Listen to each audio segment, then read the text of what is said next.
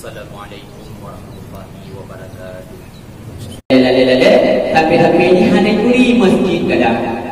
Yang ini musibah yang paling besar kalau rumah. Musibah yang paling besar ketika kita perhatikan uronyo, yaitu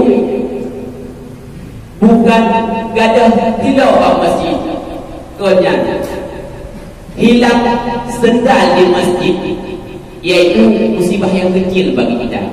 Tapi sendal kita tidak pernah ada di masjid, yang kenyang musibah yang paling lain. Dia dah cek-cek hilau dia handong nak ke masjid.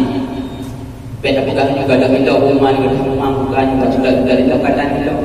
Musibah yang kenyang menyedilau gajah di dalam tapi hilau katanya handong pernah naik masjidnya yang kawan. Ya, itu yang paling dikhawatirkan. Mudah-mudahan kita nyoba bantu tam lagi dengan berkat-berkat doa para ulama, dengan berkat doa-doa mulai-mulai kita mudah-mudahan bugar kita dari itu dimulai dari kampung-kampung sampai nanggau kita dalam lindungan Allah Subhanahu wa taala. Ma'asyiral muslimin rahimahullah.